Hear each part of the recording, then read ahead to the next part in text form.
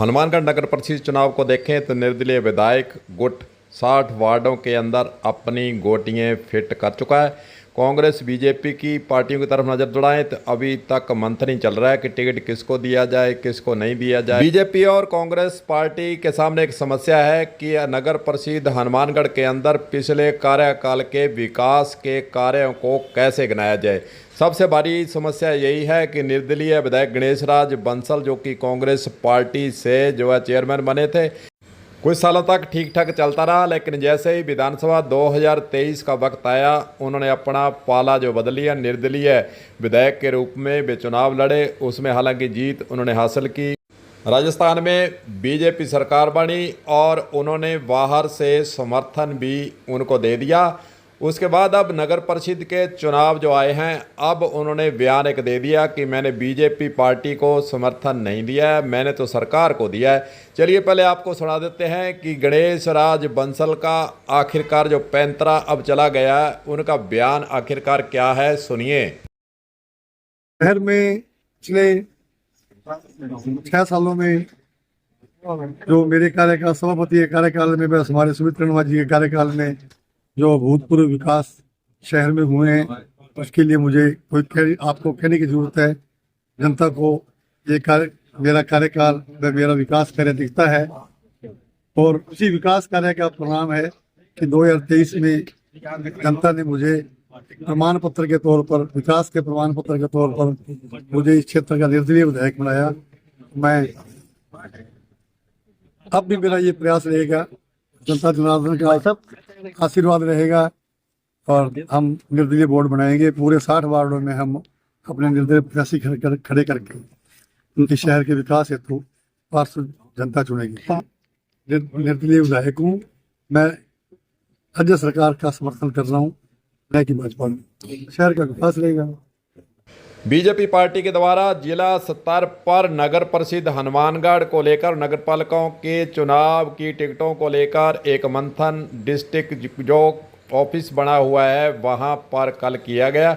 बड़े बड़े नेता जो पुराने धुरंधर नेता माने जाते हैं वे इस बैठक के अंदर शामिल हुए हैं, मंथन कर रहे हैं और मंथन के बाद वे टिकटों का वितरण करेंगे।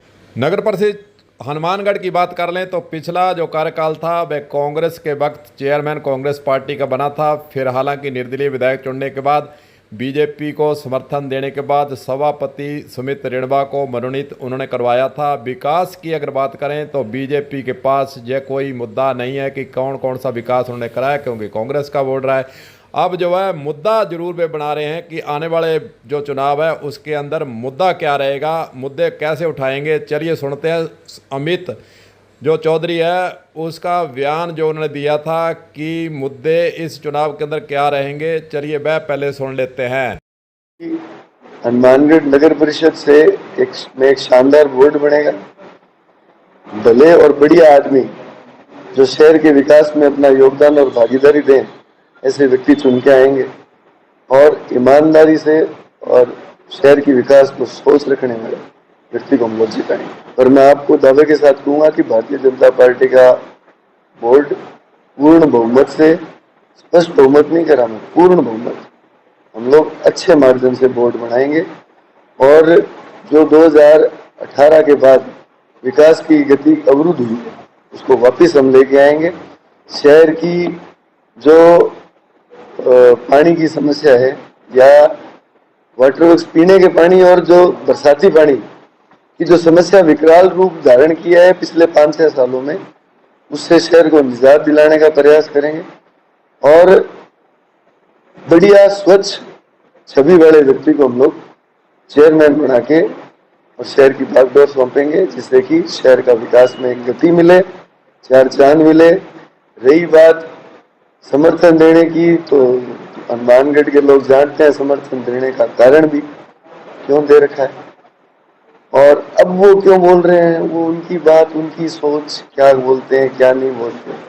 बीजेपी नेता अमित चौधरी आगे का प्लान जरूर बता रहे और मुद्दे भी जो इस चुनाव के अंदर उठने वाले उसका जिक्र भी उन्होंने किया है। गंदे पानी की बात करें, सीवरेज के पानी की बात करें, पीने के पानी की बात करें, वे मुद्दे इन चुनाव के अंदर गिनाने वाले हैं। लेकिन विकास आगे बोर्ड जो बनेगा उसकी बात कह रहे हैं।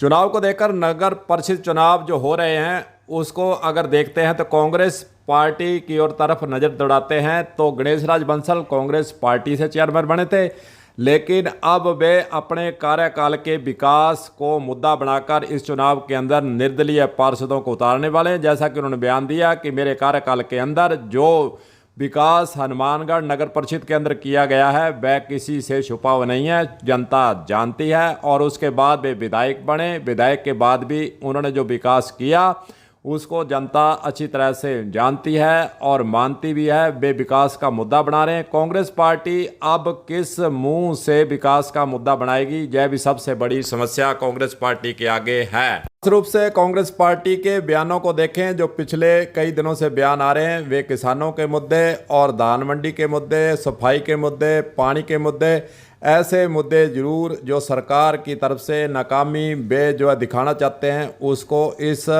नगर परिषद नगर पालिकाओं के चुनाव के अंदर बनाने वाले हैं। कुछ निजी मुद्दे जो हैं, जहां के स्थानीय मुद्दे जिसे कहते हैं, उन मुद्दों का जिक्र भी वे अपनी बैठकों के अंदर करते नजर आ रहे हैं। कलम पंजाबी के द्वारा पिछले वीडियो के अनुसार जो विश्लेषण किया गया उसके अनुसार विधायक गणेश राज बंसल गुट जो है 60 वार्डों के अंदर अपने उम्मीदवार खड़े करने की सूची बना चुका है। कांग्रेस और बीजेपी पार्टी के द्वारा अभी मंथन ही चल रहा है कि किसको जो है टिकट दिया जाए, कैसे दिया जाए। और पार्टी के स्तर से जरूर बीजेपी कह रही है कि सिफारिश नहीं चलेगी, जीतने वाले को टिकट देगा। कांग्रेस भी यही बातें कह रही हैं, धरातल पर जो काम करेगा, निष्ठावान होगा, जो लोगों से जुड़ा रहा है, उसी को टिकट देने का विचार किया जरूर जाएगा। बीजेपी पार्टी और कांग्रेस पार्टी के लिए वार्ड मेंबरों के टिकट का जो सिलसिला है वह जयपुर तक गरमाया हुआ है, वहां पर भी इसके लिए विचार विमर्श हो रहा है। निर्दलीय विधायक गणेश राज बंसल की बात करें तो वे हनुमानगढ़ के अंदर ही अपनी बैठक कर अपने कार्यकर्ताओं को वह बैठाकर समझा चुके हैं कि वार्ड के अंदर कैसे काम करना है और कैसे आर्थिक सहयोग जो है जुटाना है, उसका प्रबंध भी वे कर चुके हैं। अगर हम दूसरे शब्दों में कहें तो जो बजट है जो चुनाव पर खर्च होगा, निर्दलीय विधायक गुट के द्वारा उसका बजट भी पारित कर दिया गया है। सूत्र यही बता रहे हैं जो निर्दलीय पार्षद खड़े किए जाएंगे उनको चुनाव के लिए कैसे आर्थिक सहायता करनी है उसका बजट पास हो चुका है।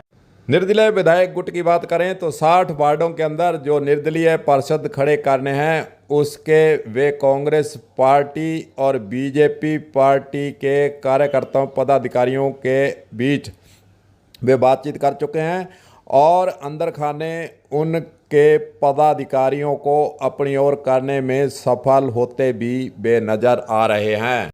तो दोस्तों अगले वीडियो के अंदर हम और कोई खोज खबर कर अंदर की बात आपको बताएंगे, तो कमेंट बॉक्स के अंदर जरूर लिखिए कि वीडियो आपको कैसा लगा, आपके क्या विचार हैं, यह जरूर लिखने का कष्ट करें। देखते हैं आगे आगे होता है क्या। कलम पंजाबी के लिए गुरदेव सिंह सैनी की खास रिपोर्ट।